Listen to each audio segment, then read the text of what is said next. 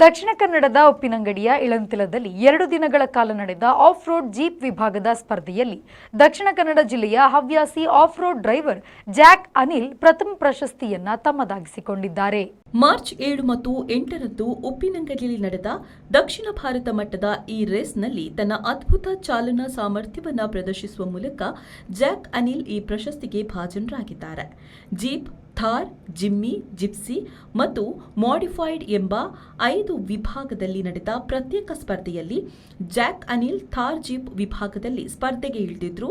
ಕಲ್ಲು, ಮಣ್ಣು, ಕೆಸರು, ಹೊಂಡ, ಗುಂಡಿ ಹೀಗೆ ಕಂಪ್ಲೀಟ್ ಆಫ್ ರೋಡ್ ಮಾದರಿಯಲ್ಲಿ ನಿರ್ಮಾಣಗೊಂಡಿದ್ದ ಈ ಟ್ರ್ಯಾಕ್ನಲ್ಲಿ ಕೇರಳ ಹಾಗೂ ಕರ್ನಾಟಕದ ಬೆಂಗಳೂರು, ಕೊಡಗು, ಚಿಕ್ಕಮಗಳೂರು ಸೇರಿದಂತೆ 100ಕ್ಕೂ ಮಿಕ್ಕಿದ ಆಫ್ ರೋಡ್ ಸವಾರರು 2 ದಿನಗಳ ಕಾಲ ನಡೆದ ಈ ಸ್ಪರ್ಧೆಯಲ್ಲಿ ಭಾಗಿಯಾಗಿದ್ದರು. ಥಾರ್ ವಿಭಾಗದಲ್ಲಿ ಜಾಕ್ ಅನಿಲ್ ತಮ್ಮ ಉತ್ತಮ ಪ್ರದರ್ಶನವನ್ನು ತೋರುವ ಮೂಲಕ ದಕ್ಷಿಣ ಕನ್ನಡ ಜಿಲ್ಲೆಗೆ ಸಂಬಂಧಿಸಿದಂತೆ ಪ್ರಶಸ್ತಿ ಪಡೆದ ಓರ್ವರಾಗಿ ಗುರುತಿಸಿಕೊಂಡಿದ್ದಾರೆ. ವಿವಿಧ ತಳಿಗಳ ಹಲಸಿನ ಗಿಡಗಳನ್ನು ಕಸಿ ಮಾಡಿ ಸಂರಕ್ಷಿಸಿ ಮಾರಾಟ ಮಾಡುವ ಕಾಯಕದಲ್ಲಿ ತೊಡಗಿರುವ ಜಾಕ್ ಅನಿಲ್ ತಮ್ಮ ಬಿಡುವಿನ ಸಮಯದಲ್ಲಿ ರೇಸ್ಗೆ ಹೋಗುವ ಮೂಲಕವೂ ಹೆಸರುವಾಸಿಯಾಗಿದ್ದಾರೆ. ಕರ್ನಾಟಕ, ಕೇರಳ ಭಾಗದಲ್ಲಿ ನಡೆಯುವ ಆಫ್ ರೋಡ್ ಸ್ಪರ್ಧೆಯಲ್ಲಿ ಭಾಗವಹಿಸಿದ ಅನುಭವವೂ ಕೂಡ ಇದೆ.